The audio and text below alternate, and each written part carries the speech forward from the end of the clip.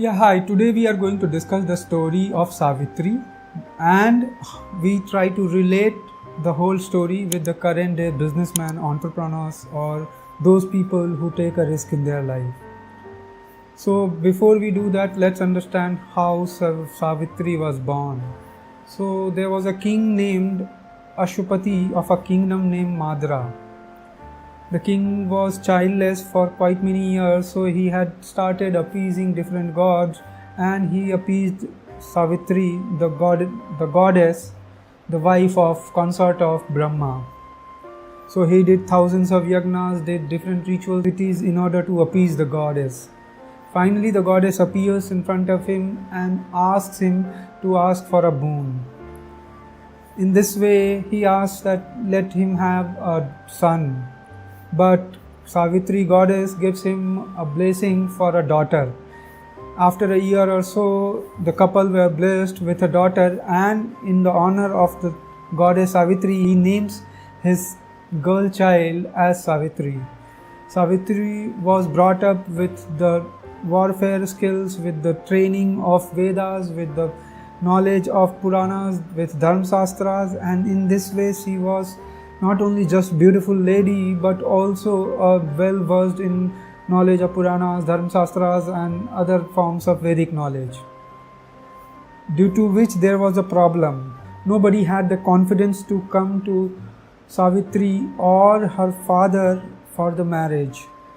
This led a small issue in his mind, so he requested Savitri to look out for the right match for herself, so that she gets the right kind of individual matching her quality in wisdom, knowledge and honesty, integrity and other good qualities. Savitri follows or obeys her father's decision and goes ahead with the other courtiers, ministers of her kingdom on a golden chariot to explore different forests, hermitages, different other kingdoms. Finally, she returns back after a month or so. When on the day of her return, she finds her father Ashupati discussing something with Narad. Once they see Savitri, King Ashupati asks if she has found out the right match. Savitri announces, yes, he has found out, and his name is Satyavan. He is the exiled prince of kingdom whose king was Dumatsena, who was blind. And they are right now living in forest along with his mother. After listening to this, Narad says that although the prince is wise, handsome, has moral qualities, has knowledge of all the Vedic knowledges, but there is a problem. Savitri asks, what is the problem? He says that the boy has been cursed, that he will die after 1 year from the day of his marriage. After listening to this, King Ashupati tries to convince Savitri to forget about the marriage plans with this guy. But Savitri was clear in her thoughts and said that she would go ahead and marry this guy only. Finally, after convincing from Savitri, both Narad and King Ashupati change their decision and accept her decision of marrying Ashupati. Finally, she with her father goes to the jungle, goes to the forest to meet the family of Dumatsena, the exiled blind king who was living with his wife and her son Satyavan. Finally, both the families are happy to accept the marriage plans and the marriage is conducted. She started living a life of a housewife after being the princess of Madra kingdom, where she had 100 of people serving her. So this transition was equally acceptable to her. She accepted it and she served her in-laws and took care of her husband without any complaints. But she always had the words of Narada at the back of her mind. She always thought about it, but thought that she would be able to manage it. As the dates were coming nearer, she started fasting, she started standing on her feet for day and night.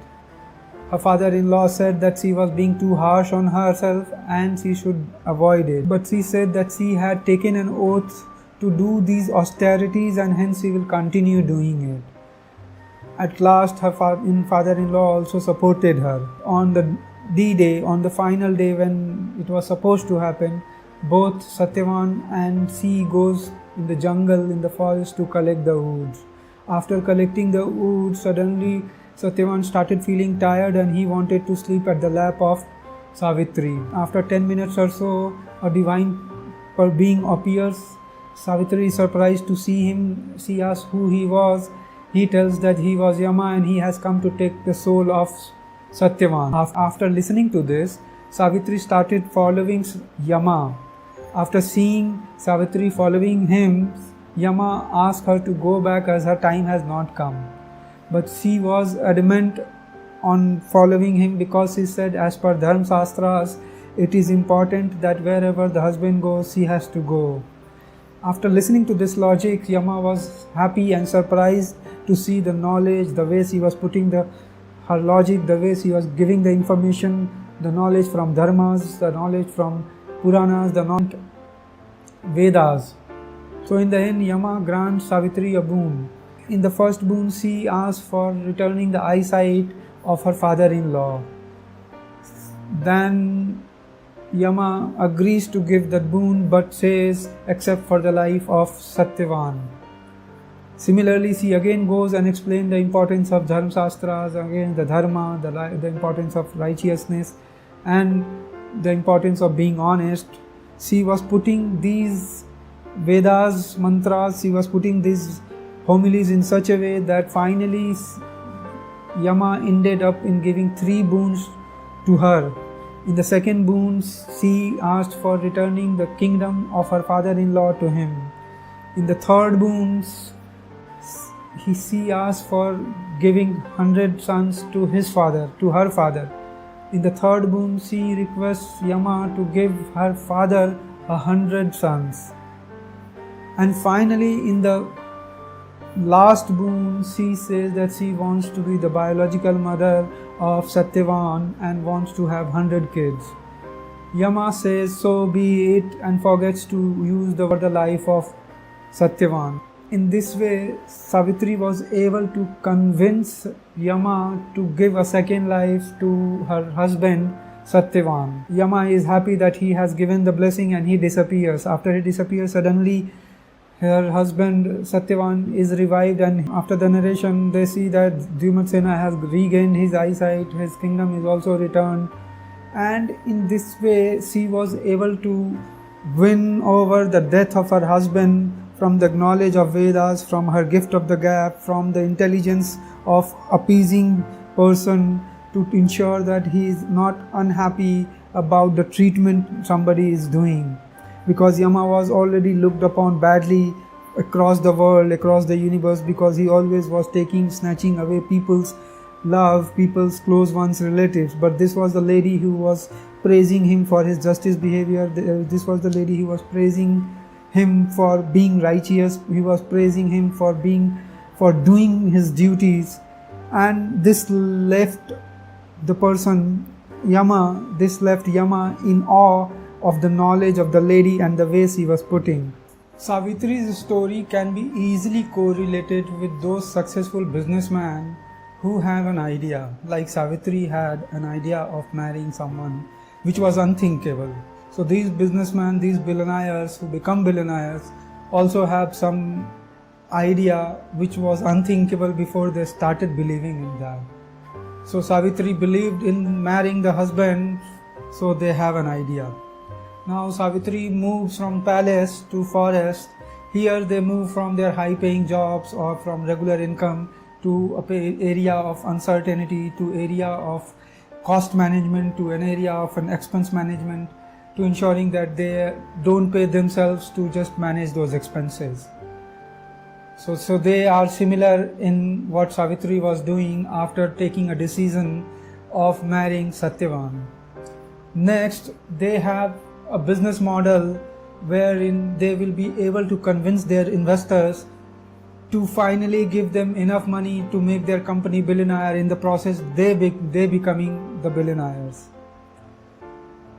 Like in the case of Savitri, where she had the knowledge and the ability to put forward her knowledge to convince Yama about how good he was when he takes away people's life, what kind of justice, what kind of duty he does in order to ensure that this world is running without any issues. So she convinces her investor, that was Yama, in order to give billions. That was the life of Satyavan. Over here, these entrepreneurs or these businessmen propose something to the investors to give them billions, which actually is billions of money, in order to see that this business model can be scaled up and be made it into more number of valuations, so that they finally, both the investor and the owner of the company, the original founder of the company or the business model, both become rich with time. Hope this correlation of Savitri's life and the life of an entrepreneur who is successful, because most of the entrepreneurs finally end up being a failure, but because here also we are talking about Savitri, who was successful in getting back the life of husband, so is the case of those successful businessmen who are able to bring back the life of those companies, those ideas which might have died down because of lack of their imagination to fund or imagination to build the business. Hope this whole correlation has been interesting to you. Thank you for your time and patience.